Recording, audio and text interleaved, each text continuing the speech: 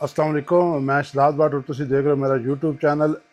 सरहद पार तो एक सिख भाई ने उन्हें मैसेज किया कि कुंतरीला च एक साड़ी बहुत मशहूर मरूफ हवेली है जिसका नाम जनाब इतने लोग माड़ी बख्शी राम सिंह और वह आना हवेली बख्शी राम सिंह ने नाम तो जी 1880 या 80 शुरू हुई और 85 इसकी तख्ती जी लगी उससे लिखे मुकम्मल होने डेट लिखी 1886 लेकिन वो कह रहे थे 1881 शुरू हुई और उस उत्ते लिखा मकान सुकूनत बख्शी राम सिंह अगे जो पढ़न नहीं होना पाया इंग्लिश भी इसी तरह उत्ते बख्शी राम सिंह लिखा ना बाकी पढ़न नहीं होना पाया। इस हवेली ने मतलब को वीडियो उस बंदे क्या था फिर स्पैशल कुंतरीला आए हैं इस हवेली वास्ते मुकफल है।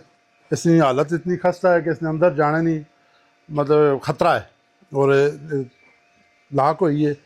इसने वैसे जी खंडरात या जी बाकियात ने इन्हों तो अंदाज़ा होना कि ये अपने दौर नहीं कोई बहुत शाही राज किस्म मकान है। और ये जो बख्शी राम सिंह है ये तकसीम तो पहले बहुत मशहूर और मरूफ ताजर है जोड़े कि एक कुंतरीला ग्रां जड़ा है ये झेलम और पिंडी के दरम्यान जी गुजरगाह आई उससे वाक़ है और तजारती मरकज़ है और ये ना मेहमान खाना अपनी रहायश और जेडे आने वाले कोई मतलब अगर खुद ताजर है जेडे ताजर कोई सफ़र करने उन्होंने स्टे आस्ते जगह ना बनाई सी। खंडरात दसने पे कि जनाब बहुत शानदार इमारत है। 1947 की तकसीम तो बाद ये विद फैमिली चले गए इंडिया और ये हवेली जनाब बेयारो मददगार हो गई। इतने मकामी लोग ये दसने पे कि 2-3 साल पहले इसी बाबे बख्शी राम सिंह ने औलाद जी है वो इतने आए आन के तो उन्हें इतने जनाब इसना विजिट किया और तस्वीर वगैरह बना के लै गए।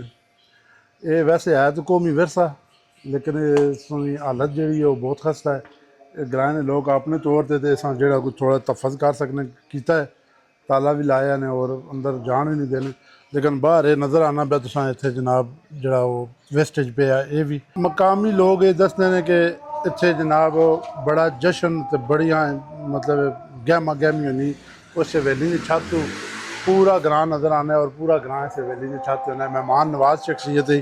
और इस तो बाद इतने असी खलते अंदरों इस तरह पता चलना कि जिस तरह AC लगे और अंदरों आवाज़ ठंडी आ रही है लेकिन साड़ी हूँ जनाब है मजबूरी अंदर नहीं जा सकने कि इसकी कंडीशन ऐसी है कि वो मकामी लोग भी मना कर रहे हैं और इसकी हालत जी बाजार छतों तो भी और इतों भी नज़र आनी पई दीवारा नहीं बहुत खस्ता हुई है हालत। मैं जनाब गौरमेंट ऑफ पंजाब अगे भी रिक्वेस्ट करसा कि अगर उतों पारू लोग इस हवेली ना खबरगिरी करने पे तो थोड़ा जहा जनाब इस ध्यान दे के इस रेनोवेट करो। अच्छा ये 3 मंजिला बिल्डिंग है और इस यूरोपन टच हिंदी टच और मुगल 3 फनून लतीफ़न जनाब इस आर्ट जड़े तीनों मौजूद हैं। लकड़ी वाला जितना काम है हिंदूइज़म में और जड़ा अंदर काम होया उस मतलब दस कि ये यूरोपी टच है और जेडे बार बार कोनियन और जड़ा नक्शो नगार है ये मुगलों ने दौर ना सियाने को एक फिक्रा सुनिया पंजाबी के मालकों बगैर सोने भी तराइयाँ।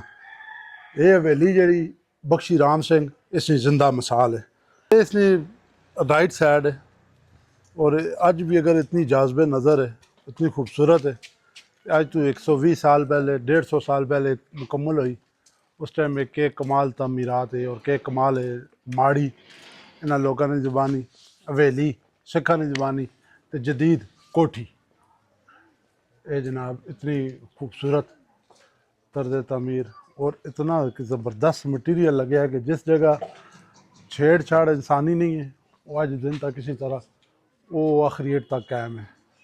और ये जरा इस चौकीदार से वो उत्ते आखिरी बनया मेरा ख्याल इस राती चौकीदार रहने सन चारों साइड से खिड़कियां ताकि वो निगरानी कर सकन। इसके अंदर असी नहीं जा सकने इतों अगर देखो तो तुसी छत इसकी जनाब वो टुटी है और ये बहुत खस्ता हाल है वही है। ये दरवाज़ा है इसना मेरा ख्याल है बंद कर सटिया लोकल लोग सिर्फ इसी वजह तो कि बहुत खस्ता हाल है।